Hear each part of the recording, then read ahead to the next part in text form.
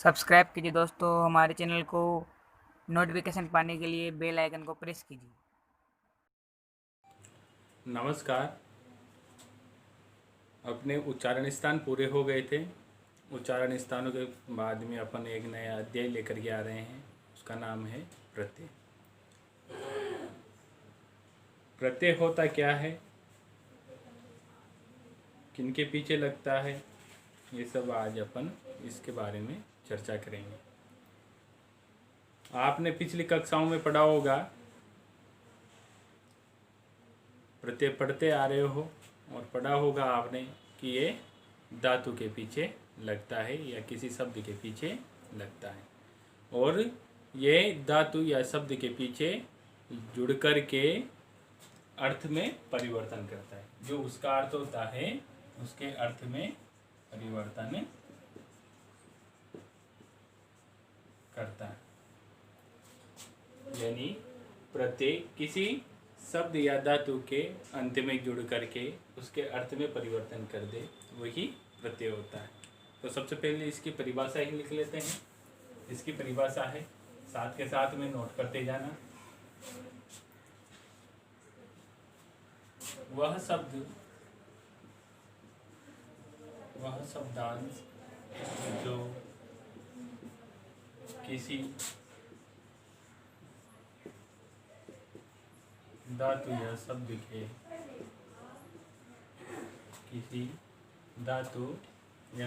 के अंत में जुड़ करके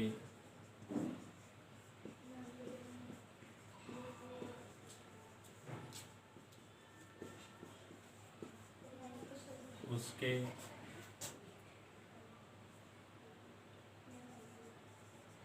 अर्थ में परिवर्तन करते हैं, वह प्रत्यय कहलाते हैं।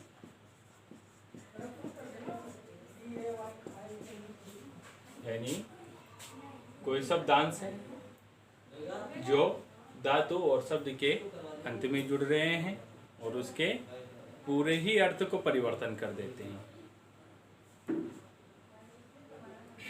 इस परिभाषा को नोट कर लीजिए। परिभाषा, इसे नोट कर लीजिए। प्रत्यय की परिभाषा के बाद में उसके भेदों की ओर चलते हैं। उनके भेद कौन कौन से हैं, तो यहाँ पर लिखो आप, प्रत्यय के 3 भेद हैं। प्रत्यय के 3 भेद कौन कौन से हैं? एक तो कृत प्रत्यय,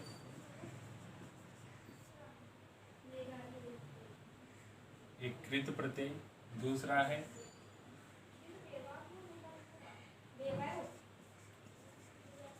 तद्धित प्रत्यय और तीसरा है स्त्री प्रत्यय।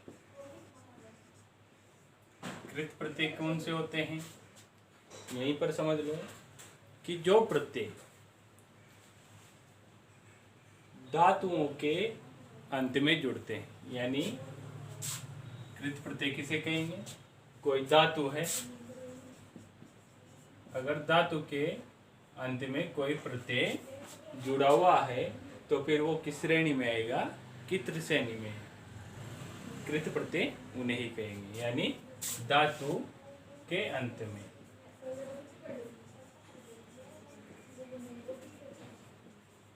जुड़ते हैं। कृत प्रत्यय कहाँ पर जुड़ते हैं? धातु के अंत में। जैसे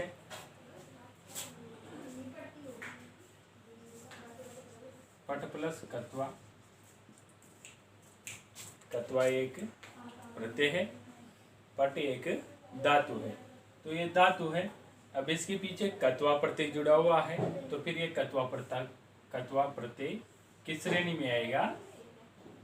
कृत श्रेणी में आएगा, कृत प्रत्यय की श्रेणी में आएगा। यानी ये इसका एक प्रकार रूप बनता है, पठित्व। अब वो किस प्रकार से बना, जब अपन कत्वा प्रत्यय पढ़ेंगे तो विस्तार पूर्वक जानेंगे इसके बारे में। अभी तो आप समझने के हिसाब से देख लो कि पट धातु है और उसके पीछे एक प्रत्यय जुड़ा हुआ है जिसका नाम है कत्वा। तो ये किस श्रेणी में आएगा? कृत श्रेणी में आएगा। तद्धित प्रत्यय, तद्धित प्रत्यय को देखो आप, जो प्रत्यय शब्दों के अंत में जुड़ते हैं। किसके अंत में? शब्दों के। धातु और शब्द दोनों अर्थ अलग अलग है। जैसे समझने के माध्यम से आप इस सरल तरीके से भी समझते हैं कि जिनके रूप चलते हैं, रूप तो दोनों के ही चल रहे हैं, लेकिन एक रूप अपन सभी को याद रहता है, लिखती लिखत लिखनती। तो जिस प्रकार से जिनके पीछे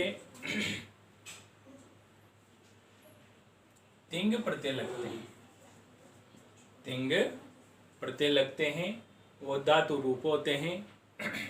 और जिनके पीछे सुप प्रत्यय जुड़ते हैं, जिन शब्दों के पीछे सुप प्रत्यय जुड़ते हैं वो शब्द रूप होते हैं। जैसे सुप प्रत्यय का शब्द एक राम, रामो, रामा।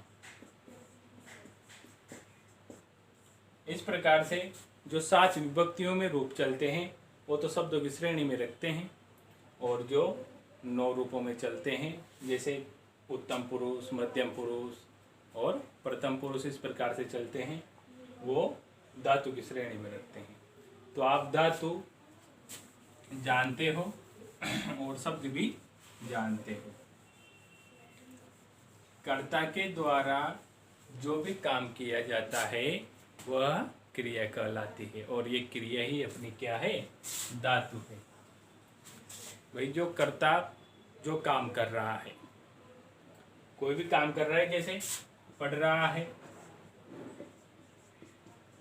सो रहा है,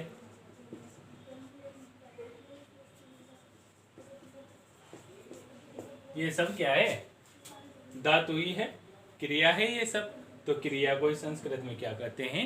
धातु कहते हैं। आप क्रिया हिंदी में पढ़ते हो क्रिया, और यहाँ पर पढ़ेंगे धातु।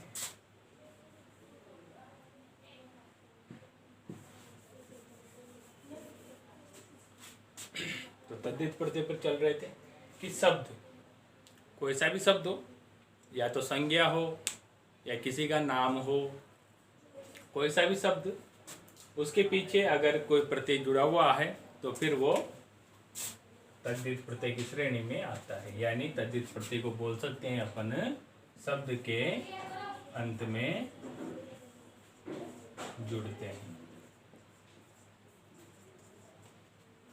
स्त्री प्रत्यय नाम से पता चल रहा है कि स्त्रीलिंग में बनेंगे, यानी किसी भी प्रत्ययकृत नाम को जो इनसे तद्धित प्रत्ययों से जो नाम बना हुआ है उनको स्त्रीलिंग बनाने में, यानी किसी भी नाम को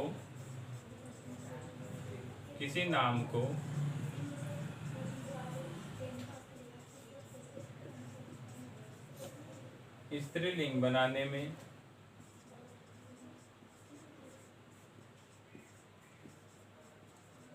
प्रत्यय जुड़ते हैं, वह स्त्री प्रत्यय कहलाते हैं।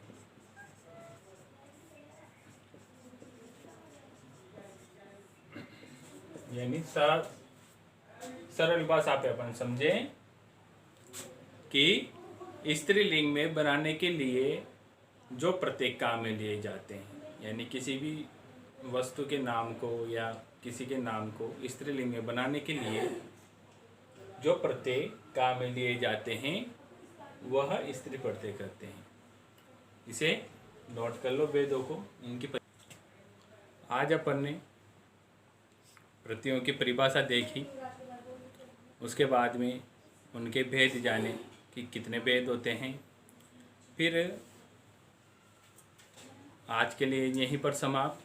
फिर अपन कल पढ़ेंगे इनके कुछ नियम बनते हैं, जैसे कहीं पर वर्ग का क्या, शब्द का प्रथम स्वर दीर्घ में बदल जाता है, गुण में बदल जाता है। इस प्रकार से बहुत सारे नियम होते हैं, तो उनको जानेंगे और अपना जो जो पाठ्य पुस्तक में, आपकी पाठ्य पुस्तक में जो जो प्रत्यय दिए गए हैं उनको विस्तार पूर्वक पढ़ेंगे। धन्यवाद।